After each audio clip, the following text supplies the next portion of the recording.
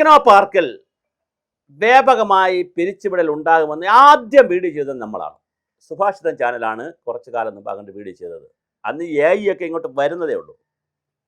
അപ്പോൾ പലരും ടെക്നോ പാർക്കിലുള്ളതല്ല തന്നെ പലരും നമ്മളെ വിളിച്ചിട്ട് പറഞ്ഞു, അങ്ങനെയൊന്നുമില്ല, ഞങ്ങൾ സുരക്ഷിതരാണ്, എത്ര AI വന്നാലും ഞങ്ങൾ സുരക്ഷിതരാണ്. പക്ഷെ എന്താ സംഭവിച്ചത്? ഇപ്പോൾ 800ഓളം ജീവനക്കാരെയാണ് യാതൊരു കാരണവുമില്ലാതെ നോട്ടീസ് കൊടുക്കാതെ പിരിച്ചുവിട്ടിരിക്കുന്നത്. കോറോ ഹെൽത്ത് എന്ന് പറയുന്ന കമ്പനിയാണ് ഇത് ചെയ്തിരിക്കുന്നത്. അമേരിക്കയിലെ കമ്പനികൾ, അമേരിക്കയിലെ ഡോക്ടർമാരും നഴ്സുമാരും അല്ല പേഷ്യൻസ് തമ്മിലുള്ള കോൺവെർസേഷൻ റെക്കോർഡ് ചെയ്യും. എഴുതാനൊന്നും സമയമില്ല അവർക്ക്, പേപ്പറിലൊന്നും എഴുതത്തില്ല, കേസ് സ്റ്റഡീസ്. അപ്പോൾ മെഡിസിനൊക്കെ കൊടുക്കുമായിരിക്കും, പക്ഷേ കേസ് കംപ്ലീറ്റ് റെക്കോർഡ് ചെയ്യും. ഇത് റെക്കോർഡ് ചെയ്തിട്ട് ഇവിടെ സിസ്റ്റം വഴി ഈ കോറോ ഹെൽത്ത് പോലുള്ള കമ്പനികളിൽ വരും. അപ്പോൾ ഇവിടെ ഇരിക്കുന്ന ഈ ലാംഗ്വേജ് ഒക്കെ IELTS അതുപോലത്തെ കൊളോക്കിയൽ അവിടുത്തെ ലാംഗ്വേജ് ആണല്ലോ, സായിപ്പിൻ്റെ ഭാഷയാണല്ലോ. എന്നാൽ അത് കറക്റ്റാക്കി മനസ്സിലാക്കി അത് ഡീകോഡ് ചെയ്ത് കേസ് റെക്കോർഡുകൾ ഉണ്ടാക്കി കൊടുക്കുന്നതാണ് പണി. നല്ല പണിയാണ്, വളരെ നല്ല ജോലിയാണ്, നല്ല ശമ്പളമാണ്. ഇങ്ങനെ ലോകത്താകെയുണ്ട്. ടെലിമെഡിസിൻ എന്നൊക്കെ പറയുന്ന പോലുള്ള സംവിധാനത്തിന് മറ്റൊരു കാര്യമാണിത്. അങ്ങനെ സർക്കാർ ഇടപെട്ടും 800 ജീവനക്കാരെ ഒറ്റയടിക്ക് പിരിച്ചുവിട്ട് പാലാരിവട്ടത്ത് പ്രവർത്തിക്കുന്ന അമേരിക്കൻ ആസ്ഥാനമായ medical coding company CorroHealth Uma Thomas MLAയും തൊഴിലാളി സംഘടനാ നേതാക്കളുമായി ചർച്ച നടത്തിയെങ്കിലും ഒരു ഒത്തുതീർപ്പുമായിട്ടില്ല. കമ്പനി ലംഘിച്ചു. തൊഴിൽ മന്ത്രി ചർച്ചയ്ക്ക് വിളിച്ചിരിക്കെ വെള്ളിയാഴ്ച രാത്രി ജീവനക്കാരുടെ അക്കൗണ്ടുകളിലേക്ക് നഷ്ടപരിഹാര തുകയായി 2.5 മാസത്തെ ശമ്പളം അയച്ചു കൊടുത്തിരിക്കുകയാണ്.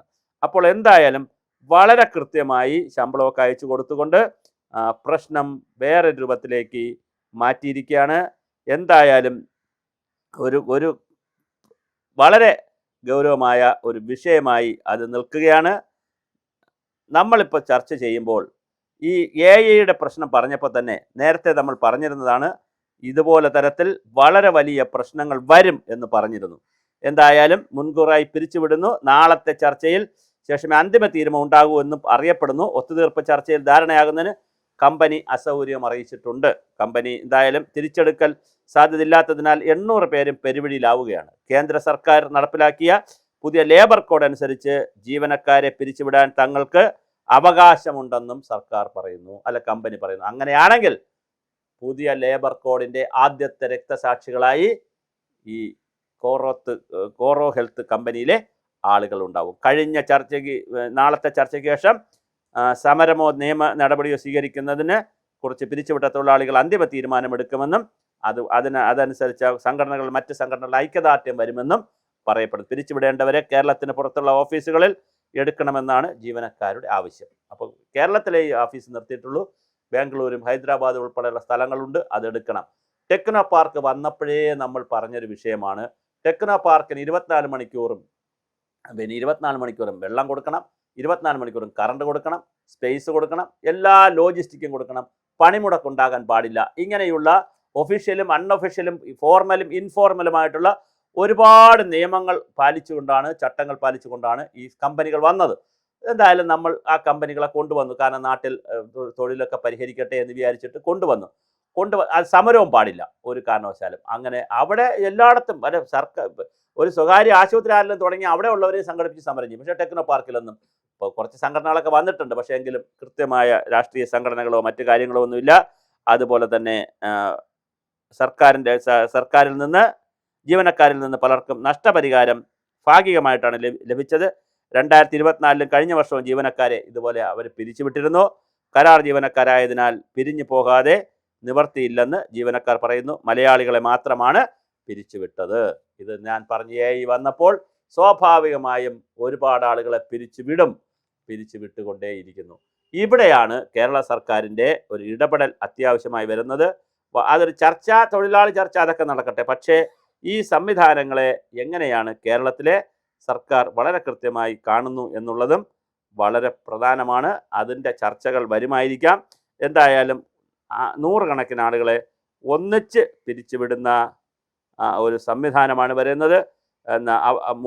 ഞാൻ പറഞ്ഞ ലേബർ കോഡ് കൂടി വന്നപ്പോൾ കമ്പനി തന്നെ പറയുന്നു, ഉത്തർപ്രദേശിലും മറ്റുള്ള കമ്പനി യൂണിറ്റുകളിലേക്ക് കുറഞ്ഞ കൂലിയിൽ റിക്രൂട്ട്മെൻറ്റ് നടക്കുന്നു. കൊച്ചിയിലും കോഴിക്കോട്ടെ ഓഫീസുകൾ അടച്ചുപൂട്ടുന്നു. എന്തായാലും ലേബർ എന്നത് കൺകറന്റ് ലിസ്റ്റിൽ വന്ന വിഷയമാണ്. അതുകൊണ്ട് സംസ്ഥാനത്തിന് ഇടപെടാൻ അധികാരമുണ്ട്. അത് അനുവദിച്ചു കൊടുത്താൽ നാളെ നമ്മളുടെ മക്കൾക്കും ഇതേ അവസ്ഥ വരും എന്നൊരു അവസ്ഥ വന്നിരിക്കുന്നു. കേരള സർക്കാരും പൊതുസമൂഹവും ഉണർന്ന് പ്രവർത്തിക്കണം എന്നുമൊക്കെ പറയുന്നു. പക്ഷേ എത്ര ഉണർന്നാലും പുതിയ കാലഘട്ടത്തിൽ കോർപ്പറേറ്റുകൾ തീരുമാനിക്കുന്ന പല കാര്യങ്ങളും അതുപോലെ നടക്കാനാണ് സാധ്യതയുള്ളത്. എന്തായാലും നമ്മൾ പറഞ്ഞ ഒരു കാര്യം ഒരു നടന്നു എന്നുള്ളതാണ്. അത് നടക്കുന്നത് നല്ല കാര്യമല്ല, പക്ഷേ ഞങ്ങൾ ഒരു പറഞ്ഞു, അത് ഞങ്ങൾ പറഞ്ഞുകൊണ്ട് നടന്നു എന്നുള്ളതല്ല. അപകട സൂചനകൾ ഞങ്ങൾ ചൂണ്ടിക്കാണിച്ചിരുന്നു.